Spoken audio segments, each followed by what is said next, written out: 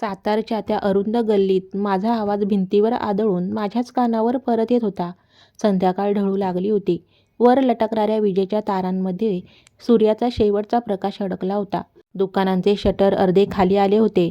घराघरांच्या खिडक्यांमधून गरम अन्नाचा वास बाहेर येत होता आणि माझी टोपली सकाळी जितकी भरलेली होती तितकीच अजूनही भरलेली होती. दिवसभरात 1 रुपयाचीही बोहणी झाली नव्हती. टोपलीच्या खाली गुंडाळलेल्या फडक्यात छोटी परी झोपली होती. उकाड्यामुळे तिचे गाल लाल झाले होते. मध्येच ती ओठ मिटून दूध शोधू लागायची. मी प्रत्येक वेळी तिच्याकडे पाहायचे आणि पुन्हा मोठ्याने साद घालायचे, "कांकण घ्या ग बाई, 10 रुपयाची टिकली घ्या." पण आता घसा साथ देत नव्हता. एका घरातून एक बाई बाहेर आली. तिने लाल काचेच्या बांगड्यांचा एक जुडा उचलला. केवढ्याला दिला? 40 रुपये ताई. तिने बांगड्या प्रकाशात फिरवून पाहिल्या. समोरच्या दुकानात 30 रुपयाला मिळतात. ताई, चांगल्या दर्जाच्या आहेत, फुटणार नाहीत. 35 रुपये द्या. तिने बांगड्या परत टोपलीत टाकल्या. राहू दे, आणि दरवाजा धाडकन बंद केला. मी काही क्षण तिथेच उभी राहिले. डोक्याखाली ठेवलेली कापडी चुंबळ घामाने भिजली होती. मान एवढी दुखत होती की इकडे तिकडे वळणेही कठीण झाले होते. परीने हळूहळू रडायला आता सुरुवात केली. मी जवळच्याच एका पायरीवर बसले. दोन्ही हातांनी टोपली खाली उतरवली. तेव्हा माझी बोटे थरथरत होती. परीला कडेवर घेऊन मी छातीशी घट्ट धरले. "बस बस माझी सोन्या, थोडा वेळ अजून." माझा आवाज ऐकून ती अजून मोठ्याने रडू लागली. मी पिशवीतून पाण्याची छोटी बाटली काढली. झाकणात थोडे पाणी काढून तिच्या ओठांना लावले. तिने 2 घोट घेतले आणि तोंड फिरवले. तिला पाणी नको होते, तिला दूध हवे होते. सकाळी घरातून निघताना थोडे दूध आणले होते, ते दुपारीच संपले. बोहणी झाली की दूध विकत घेईन असा विचार मी केला होता, पण नशीबच फिरले होते. मी माझ्या पदराला बांधलेली छोटी गाठ सोडली. त्यात फक्त 12 रुपये होते. घरी परत जाण्याच्या भाड्यासाठीही ते पुरेसे नव्हते. काही वेळ माझे हात तसेच उघडे राहिले. मन झाले एखाद्या दुकानदाराकडून उसने मागावेत, पण मागच्या वेळचा दूधवाल्याचा चेहरा आठवला. आधी जुना हिशोब चुकता करा, मग नवीन दूध मागा. त्याचे तरी काय चुकले होते? उधार तो देणार होता, पण भूक माझी होती. मी परीचा मुका घेतला. तिचे अंग गरम लागत होते. "तुझी आई असती ना, तर तुला अशी भुकेली राहू दिली नसती." हे शब्द तोंडातून निघताच माझ्या डोळ्यासमोर ताईचा चेहरा आला. मी लगेच मान दुसरीकडे वळवली. गल्लीत लोकांसमोर रडणे मला आवडत नव्हते. लोक कारण कमी विचारतात आणि कहाण्या जास्त बनवतात. पदराने डोळे पुसले, परीला पुन्हा टोपलीत ठेवले आणि सामान नीट करू लागले. अंधार पडायला अजून थोडा वेळ होता. "अजून एक गल्ली," मी स्वतःशीच म्हणाले.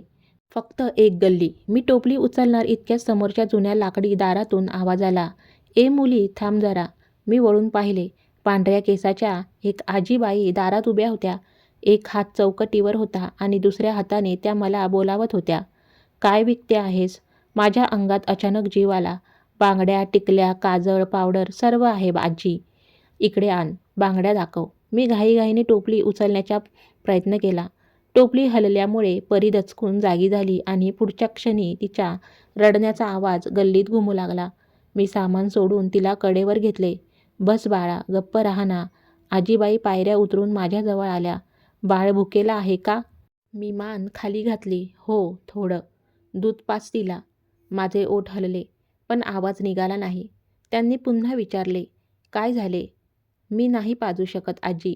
त्यांनी माझ्याकडे पाहिले, मग परीकडे. "तू याची आई नाहीस?" "नाही, माझ्या मोठ्या बहिणीची मुलगी आहे." "मग तिची आई कुठे आहे?" मी काही क्षण शांत राहिले. "ताई आणि भाऊजी एका अपघातात गेले. 7 महिने झाले." आजीच्या चेहऱ्याचा रंग अचानक बदलला. "आणि हे बाळ?" "त्या दिवशी शेजारच्या काकूंकडे होती, म्हणून वाचली." परीने रडत रडत माझं बोट घट्ट पकडलं. तिची ती पकड एवढी नाजूक होती की माझ्या आत काहीतरी तुटल्यासारखे झाले. मी घाईघाईने म्हणाले, "आजी, बांगड्या बघा ना, स्वस्तात देईन. फक्त बाळाच्या दुधाचे पैसे निघाले तरी बस आहे." आजीबाईंनी माझे वाक्य पूर्ण होऊ दिले नाही. "आत चल." "नको आजी, इथेच दाखवते." "आधी बाळ दूध पिईल." त्यांच्या आवाजात राग नव्हता, पण एक असा ठामपणा होता की मला नकार देता आला नाही. मी टोपली घेऊन त्यांच्या अंगणात गेले. एक छोटेसे जुने घर होते. मध्ये दगडाची फरशी आणि कोपऱ्यात तुळशीचे वाळलेले वृंदावन होते. त्यांनी स्वयंपाकघरातून दूध मागवले. घरात काम करणाऱ्या स्त्रीने वाटी आणि लहान चमचा आणला. मी परीला मांडीवर घेऊन हळूहळू दूध पाजू लागले. पहिला चमचा तोंडात जाताच तिचे रडणे थांबले. आजीबाई समोर बसून तिच्याकडे एकटक पाहत होत्या. नाव काय हिचे? परी. पूर्ण नाव? आम्ही फक्त परीच म्हणतो. तुझ्या बहिणीचे नाव काय हो? रोहिणी. आजीच्या हातातील पाण्याचा पेला हलकासा कापला. आणि तिच्या नवऱ्याचे? मी त्यांच्याकडे पाहिले. आनंद. हातातला पेला टेबलावर आदळला. आजीबाई खुर्चीवरून उठल्या आणि परीजवळ आल्या. त्यांनी तिच्या पायावरचे फडके बाजूला केले. त्यांची नजर परीच्या पायातील चांदीच्या पैंजणावर पडली. त्या पैंजणात एक छोटीशी निळ्या रंगाची नक्षीदार चिमणी बनवलेली होती. त्यांनी थरथरत्या बोटांनी ते पैंजण स्पर्श केले. हे पैंजण कोणी घातले? ताईने. ती नेहमी परीच्या पायात घालायची. आजीबाईंनी परीचा उजवा पाय उलटा करून पाहिला. तिथे अर्ध्या चंद्रासारखा एक लहानसा वळणाचा डाग होता. त्यांचा श्वास अडकला. नाही, हे असूच शकत नाही. त्यांनी माझे खांदे घट्ट पकडले. हिचे नाव परी नाही, हिचे नाव आर्या आहे. माझे पूर्ण शरीर सुन्न पडले. काय बोलताय तुम्ही आजी? त्यांच्या डोळ्यातून अश्रू वाहू लागले. आनंद माझा मुलगा होता. मी काही समजून घेणार त्याआधीच बाहेरून एका माणसाचा मोठा आवाज आला. काकू, दरवाजा बंद करा. हीच ती मुलगी आहे जी त्या बाळाला घेऊन पळाली होती. दरवाजात 40 वर्षाचा एक माणूस उभा होता.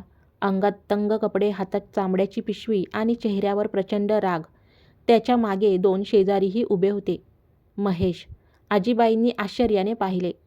हो काकू, ही तीच मुलगी आहे. आनंददादाच्या अपघातानंतर हिने बाळाला गायब केले होते. तो माणूस ओरडला. मी परीला छातीशी अजून घट्ट धरले. मी पळाले नव्हते. ताई, भाऊजी गेल्यावर मीच हिचा सांभाळ केलाय. खोटे बोलते ही. महेश पुढे आला. आनंददादाचा व्यवसाय, त्याची मालमत्ता आणि बाळाची कस्टडी कायदेशीररित्या माझ्याकडे आहे. ही मुलगी भीक मागण्यासाठी या बाळाचा वापर करते. आजीबाईंनी महेशला थांबवले. थांब महेश, हिच्या पायातील पैंजण आणि पायावरचा डाग, ही माझीच आर्या आहे. काकू, तुम्ही या मुलीच्या सांगण्यावर विश्वास ठेवू नका. महेश समजावू लागला. ही तुम्हाला फसवते. पण आजीबाईंनी थेट माझ्या डोळ्यात पाहिले. तू रोहिणीची बहीण आहेस ना? तुझे नाव बसंती ना? मी थक्क झाले. तुम्हाला माझे नाव कसे माहीत? शांताबाईंनी कपाळावर हात लावला. आनंदने मला पत्रात लिहिले होते की रोहिणीची बहीण बसंती खूप स्वाभिमानी आहे. पण अपघातानंतर हॉस्पिटलमध्ये महेशने मला सांगितले की बाळ आणि तू दोघीही बेपत्ता आहात. आता हळूहळू पत्रातील दुवे जुळू लागले होते. महेश हा आनंद भाऊजींच्या व्यवसायातील भागीदार होता. भाऊजींच्या मृत्यूनंतर त्याने शांताबाईंना सांगून ठेवले होते की बाळ आणि रोहिणीचे कुटुंब गायब झाले आहे, जेणेकरून आनंद भाऊजींचा पूर्ण व्यवसाय आणि मालमत्ता महेश एकट्याला बळकावता येईल. आणि मला महेशने भीती दाखवली होती की भाऊजींचे कर्ज चुकवण्यासाठी पोलीस मला पकडतील. म्हणून मी गाव सोडून सातारच्या गल्लीबोळात बांगड्या विकून दिवस काढत होते. शांताबाईंनी तात्काळ गावातील प्रतिष्ठित व्यक्तींना आणि वकिलांना बोलावून घेतले. महेशचा हिशोब तपासण्यात आला. आनंद भाऊजींच्या नावे असलेली दुकाने आणि गोदाम महेश बेकायदेशीरपणे चालवत होता. त्याने शांताबाईंना आणि मला दोघांनाही अंधारात ठेवले होते. जेव्हा सर्व कागदपत्रे उघड झाली तेव्हा महेशचा सगळा बनाव उघडा पडला. त्याला व्यवसायातून हाकलून देण्यात आले आणि त्याच्यावर फसवणुकीचा गुन्हा दाखल झाला. 6 महिन्यानंतर शांताबाईच्या घरात एक छोटीशी पूजा आयोजित करण्यात आली होती. घराच्या अंगणात सगळे जमले होते. शांताबाईंनी कपाटातून एक छोटीशी पेटी काढली. त्यात त्याच निळ्या चिमणीच्या डिझाईनचे दुसरे पैंजण होते. त्या परीजवळ खाली बसल्या आणि त्यांनी ते दुसरे पैंजण तिच्या दुसऱ्या पायात घातले. दोन्ही पैंजणाचा छुमछुम आवाज पूर्ण घरात घुमू लागला. त्यानंतर त्यांनी माझ्या हातात एक जुने पाकीट ठेवले. हे रोहिणीचे पत्र आहे, जे महेशने लपवून ठेवले होते. मी कापत्या हातांनी ते पत्र उघडले. ताईच्या अक्षरावर माझे डोळे स्थिरावले. तिने लिहिले होते, बसंती, लोक म्हणतील की आर्या माझी मुलगी आहे. कागदपत्रेही तेच सांगतील, पण ती सर्वात आधी तुझी जबाबदारी नाही, तुझा अधिकार आहे. मी पाहिले आहे तू तिला कडेवर घेताच कशी बदलतेस. जर आमच्यासोबत कधी काही वाईट झाले तर तिला कोणाच्याही पैशासाठी किंवा मोठ्या घरासाठी स्वतःपासून वेगळे करू नकोस. मी आणि आनंदने तुला आधीच तिची कायदेशीर पालक म्हणून नोंदवले आहे. पत्राखाली महेशची साक्षीदार म्हणून सही होती. महेशला आधीपासूनच सर्व माहीत होते. मी समोर आले तर त्याचा सगळा खेळ संपेल, म्हणूनच तो मला पळवून लावण्याचा प्रयत्न करत होता. माझ्या डोळ्यातून पाणी वाहू लागले. शांताबाईंनी माझ्या डोक्यावरून हात फिरवला. आर्या कायम तुझ्याजवळ राहील बसंती, आणि जेव्हा तू परवानगी देशील तेव्हा मी तिची आजी बनून तिच्या पाठीशी उभी राहीन. मी काहीच बोलू शकले नाही. मी परीला त्यांच्या मांडीवर ठेवले. त्यानंतर मी माझी जुनी बांगड्यांची टोपली उचलली आणि हॉलच्या मध्यभागी ठेवली. त्यात अजूनही त्या पहिल्या संध्याकाळच्या 2 तुटलेल्या हिरव्या बांगड्या फडक्यात बांधलेल्या होत्या. मी त्या बाहेर काढल्या आणि तुळशीच्या वृंदावनाजवळ ठेवून दिल्या. त्या दिवशीपासून त्या बांगड्या तिथेच राहिल्या, जेणेकरून हे लक्षात राहील की कोणाची मजबुरी हा व्यापाराचा मोका नसतो आणि भुकेल्या बाळाला कडेवर घेऊन भटकणारी स्त्री नेहमी भीक मागायला येत नसते. कधी कधी ती स्वतःचा हिरावून घेतलेला हक्क शोधत तुमच्या दारापर्यंत पोहोचलेली असते.